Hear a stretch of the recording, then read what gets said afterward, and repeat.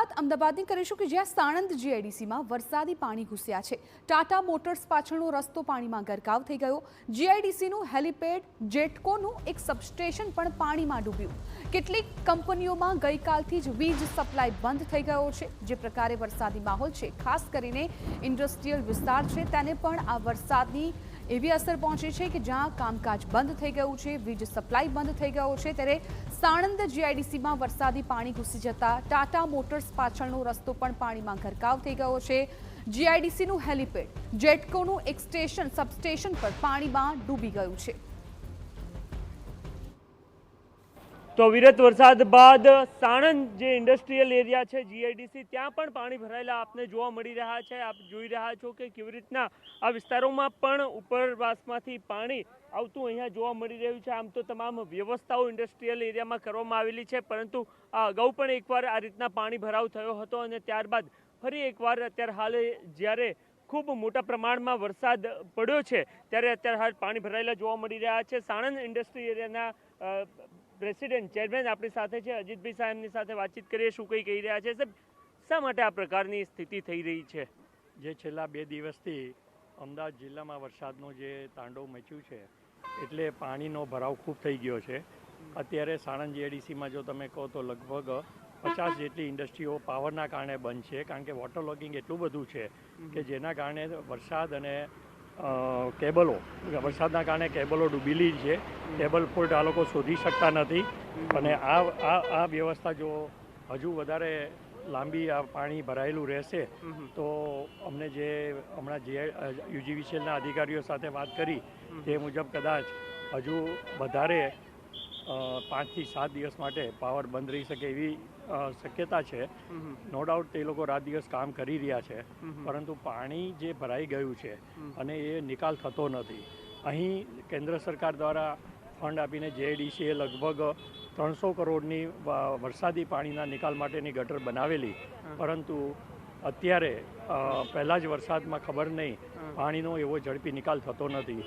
અત્યારે રિસન્ટલી હમણાં બનાવી છે આ વ્યવસ્થા? હમણાં જ વ્યવસ્થા બનાવી છે, હજી કામ પણ કદાચ 10% જેટલું બાકી છે અને આનાથી તમે હજી આગળ અંદર જાઓ, આ એનો એમએનસીની ફેક્ટરીઓનો રોડ છે, તમે આગળ જોઈ શકશો કે એમએનસીની ફેક્ટરીઓમાં પણ પાણી ભરાઈ ગયા છે અને છેલ્લા અત્યારે તો વરસાદ રોકાયેલો છે, પરંતુ પાણીનો નિકાલ થતો નથી। કુલ કેટલી કંપનીઓમાં અત્યારે હાલ પાણી ભરાયેલા છે અને કેટલી કંપનીઓ છેલ્લા કેટલાક દિવસથી બંધ છે? 10 જેટલી ફેક્ટરીઓમાં પાણી ભરાયેલા છે અને તમે અહીંયા આગળ છે ને ફૂડ ઇન્ડસ્ટ્રી, ફાર્મા ઇન્ડસ્ટ્રી, એવી બધી ઇન્ડસ્ટ્રીઓ છે કે જેમાં પાણી ભરાવાથી ઘણા બધા પ્રોબ્લેમ ઊભા થતા હોય છે। એને ખાલી 2 દિવસમાં પાણી ઉતરી જાય એટલે એનું કામ ચાલુ થઈ જાય એવું નહીં, એને ઘણું બધું કાર્ય કરવું પડે છે, જેથી બીજું અઠવાડિયું લાગે, ખર્ચ પણ એટલો લાગે, વર્કરો પણ કદાચ એના લીધે બેકાર થઈ જાય। અહીં જે તમે અહીંથી આગળનો એન્જિનિયરિંગ એરિયા છે ત્યાં પણ પાણી ભરાયેલા છે। એ પાણી ભરાવાના કારણે કેબલ ફોલ્ટ શોધી શકાતા નથી અને જીબીવાળા રાત દિવસ કામ કરવા છતાં પાવર ચાલુ કરી શકાતો નથી। રજૂઆત કરવામાં આવશે કે આટલું ઇન્ફ્રાસ્ટ્રક્ચર ઊભું કર્યું છે છતાં પણ પાણી તો આવી જ રહ્યું છે? આના માટે અમે એડવાન્સમાં પણ રજૂઆતો કરેલી છે, રજૂઆતો અમારી ચાલુ જ છે, એટલે સરકાર પણ ઘણી શક્યતાઓથી આના બધા કામ કરતી હોય છે, પરંતુ અમને એવું લાગે છે કે આ કાર્યો પૂરતા નથી। આના માટે કોઈક વધારે મોટી ઓથોરિટીએ આમાં રસ લેવો પડશે, કારણ કે સાણંદ જીઆઈડીસી આપણું એક વૈશ્વિક નકશા પર આવેલું છે।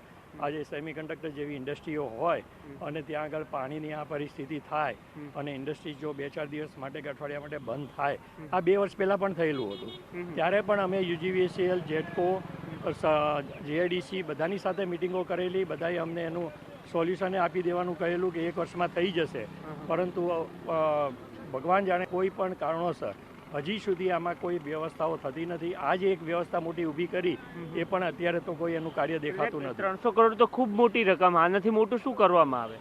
300 કરોડની રકમથી સોલ્યુશન નથી થતું, એની વ્યવસ્થાઓ જે બનાવી, એની ડિઝાઇન બનાવી, આ ડિઝાઇનોને પછી ઇમ્પ્લિમેન્ટ કરવી, એ બધા કાર્યો કરવા માટે મતલબ મેં જે તમને કહ્યું ને કે હાયર ઓથોરિટી એટલે કોઈ વ્યવસ્થિત ઇન્ફ્રાસ્ટ્રક્ચરવાળા વ્યક્તિઓ હોવા જોઈએ કે જેના કારણે આનું કંઈક કાર્ય થઈ શકે, સાચું થઈ શકે, પૈસાનો સદુપયોગ થઈ શકે। આ પૈસા કદાચ જો આવું ના આવું ચાલ્યું તો અમને એમ લાગે છે કે આ પૈસા વેસ્ટ ગયા આપણા. ઓકે, તો